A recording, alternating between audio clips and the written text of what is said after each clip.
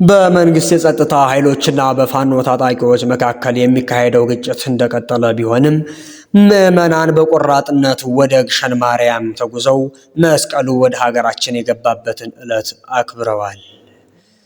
በተለያዩ ምክንያቶች ምዕመናንን ከድንግል ማርያም ለመለየት የሚደረጉ ጥረቶች ሙሉ በሙሉ ውድቅ ሆኑ።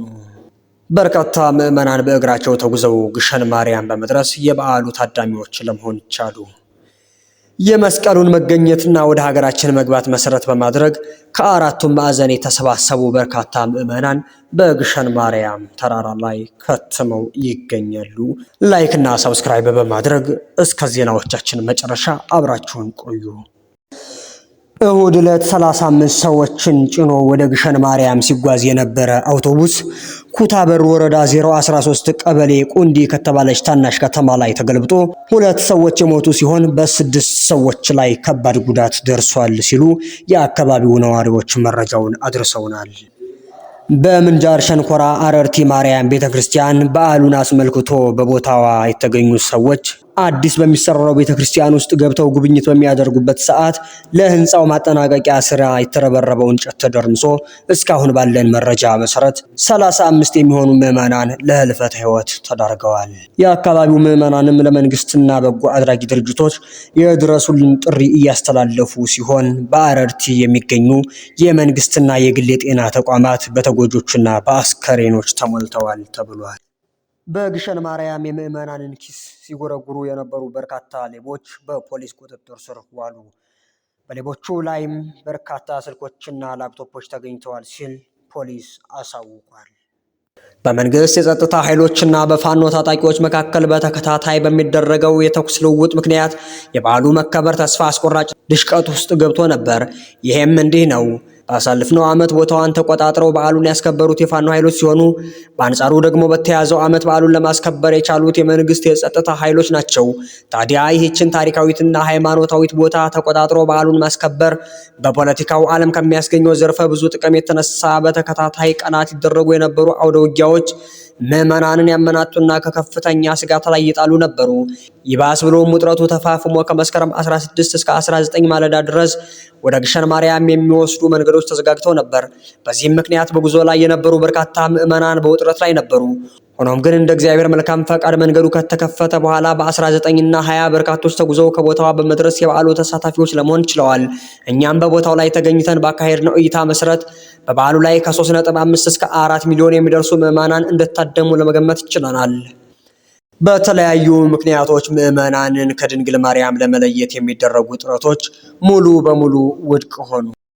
ደመራ መስቀልን ከማክበር ጋር በተያያዘ የድንግል ማርያምን ክብር መንቀፉና በየማህበራዊ የማሰራጫ መድረኩ ስዕሏን እየቀደዱ ማሳየት ከተጀመረ ቀናት ተቆጥረዋል። ይህንን እቅድ በተግባር ላይ እያጧጧፉ ያሉ የቅንጅት ኃይሎች በውስጥም በውጭም ተሰማርተው ሌት ከቀን እረፍት ሳያምራቸው ድካም ሳይበግራቸው ተልዕኳቸውን በመፈጸም ላይ ይገኛሉ። በአጸፋው ደግሞ የእምነቱ ተከታዮችን ፋታ አልሰጧቸውም። ይልቁንም ይባስ ብለው ከራስ ፀጉራቸው እስከ እግር ጥፍራቸው የድንግል ማርያምን ስዕል በመነቀስ ከመቼውም ጊዜ በላይ በየአደባባዩ እየከተሙ የመስቀሉንና የቅድስት ድንግል ማርያምን በዓል በታላቅ ድምቀት ሲያከብሩ ይገኛሉ። በርካታ ምዕመናን በእግራቸው ተጉዘው ግሸን ማርያም በመድረስ የበዓሉ ታዳሚዎች ለመሆን ቻሉ። ወጣቶች ካለፉት ዓመታት በተለየ መልኩ ሙሉ ጉዟቸውን በእግር በማድረግ አረንጓዴ፣ ቢጫ፣ ቀይ ባንዲራ እያውለበለቡ በእልልታና በዝማሬ ታጅበው ስመ ድንግል ማርያምን እየተመገቡ ግሸን ማርያም ገብተው በበዓሉ ላይ ለመታደም ቻሉ። መነሻቸውን አዲስ አበባ የካ ሚካኤል አካባቢ ያደረጉት እነዚህ ወጣቶች በጉዟቸው ላይ ወንድሞቻቸው የደሴ ወጣቶች ያደረጉላቸውን የእንኳን አደረሳችሁ መልእክት አዘል አቀባበል እንዲህ ይገልጹታል።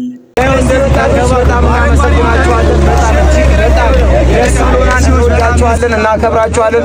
ከዚህ የበለጠ እንደምትሰሩ እናምናለን። በጣም እናመሰግናለን። ያው እኛ የመጣ ነው ከአዲስ አበባ ከየካ ሚካኤል አካባቢ ነው። ክልል የሚገኙ በርካታ የእምነቱ ተከታዮች በክልሉ በተከሰተው ወቅታዊ ተግዳሮት ምክንያት የመጓጓዣ አገልግሎት ለማግኘት ባይችሉም በየአጥቢያ ቤተክርስቲያኑ ደመራ መስቀልን ካከበሩ በኋላ እንዋል እንደር ሳይሉ ወደ ደብረ ከርቤ በእግር ጉዞ የገሰገሱ መሆናቸውን መረጃዎች ይጠቁማሉ። የመስቀሉን መገኘትና ወደ ሀገራችን መግባት መሰረት በማድረግ ከአራቱም ማዕዘን የተሰባሰቡ በርካታ ምዕመናን በግሸን ማርያም ተራራ ላይ ከትመው ይገኛሉ። ጌታችን ኢየሱስ ክርስቶስ ዓለምን ለማዳን ሲል የተሰቀለበት መስቀል ድውያንን ሲፈውስ ሙታንን ሲያነሳ ቢያዩት አይሁድ ለምቀኝነት አያርፉምና ጉድጓድ ቆፍረው ቀበሩት። በላዩም ላይ የቤትና የአካባቢያቸውን ጽዳጅ ደፉበት። እነሆም ከ300 ዓመታት በኋላ የታላቁ ንጉሥ የቆስጠንጢኖስ እናት ንግሥት እሌኒ መስቀሉን ከተቀበረበት ቦታ ታወጣው ዘንድ ወደ ኢየሩሳሌም ሄደች። በዚያም የጌታ መስቀል የተቀበረበትን ቦታ ያሳዩት ዘንድ ሊቃናት አይሁድን ጠየቀች። ከብዙ ምርመራም በኋላ ኪራኮስና አሚኖስ የሚባሉ አረጋውያንን አገኘች። መስቀሉ በጎልጎታ እንደተቀበረና በላዩ ላይ ኮረብታ የሆነውም የቆሻሻው ክምችት እንደሆነ ነገሯት። ከዚያም ከሶስቱ ተራሮች መካከል መስቀሉ የተቀበረበት የቱ እንደሆነ ለመለየት ደመራን ደመረች። በውስጡም ዕጣንን ጨመረች። ጭሱም ወደ ሰማይ ካረገ በኋላ ተመልሶ መስቀሉ በተቀበረበት ተራራ ላይ ሰገደ። እሌኒ ንግሥትም በበነጋው መስከረም 17 ቁፋሮን አስጀምራ የጌታ ክርስቶስ መስቀልን መጋቢት 10 ቀን ተገኘ። እሌኒ ንግሥትም ለመስቀሉ ቤተ መቅደስን ገነባች። በመጨረሻም ከብዙ ዘመናት በኋላ በ15ኛው ክፍለ ዘመን በአፄ ዳዊትና በልጃቸው በአፄ ዘርዓ ያዕቆብ ጥረት ቅዱስ መስቀሉ መስከረም 10 ቀን ወደ ቅድስት ሀገራችን ኢትዮጵያ ገብቷል። ይህም ዕለት እስከ ዛሬ ድረስ የአፄ መስቀል በመባል ይጠራል። በመጨረሻም አፄ ዘርዓ ያዕቆብ ከ3 ዓመት የ3 ወር ድካም በኋላ መስቀሉን በተቀደሰችው በአምባሰል ተራራ ላይ አስቀመጡት።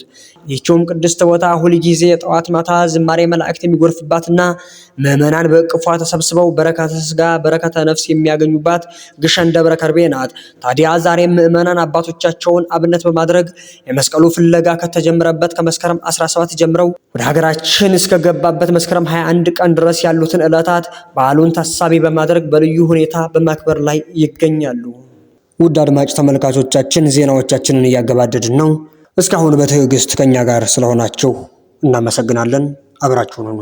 ብዙኃን ማርያም ማናት? 318ቱ ሊቃውንት በኒቅያ ተሰብስበው እንደ አንድ ልብ መካሪ እንደ አንድ ቃል ተናጋሪ ሆነው የአርዮስን ትምህርት ለመመርመር ሱባኤ የገቡበት ዕለት ነውና ከእመቤታችን ፍቅር የተነሳ ጉባኤውን ጉባኤ ብዙኃን ብለውታል።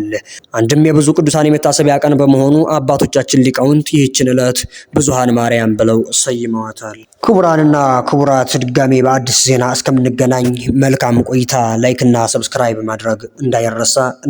በዓሉ ከአራቱ ማዕዘን በመጡ ምዕመናን በዓሉ በሚከበርበት ጊዜ ነጻ እግዚእነ ኢየሱስ ክርስቶስ እንዛሎ ጌታችን መድኃኒታችን ኢየሱስ ክርስቶስ በአንድነቱ ምንታየ በሶስትነቱ አራትነት ሳይጨመርበት በአንድነት በሶስትነት መጣ አለ ተገለጸልን።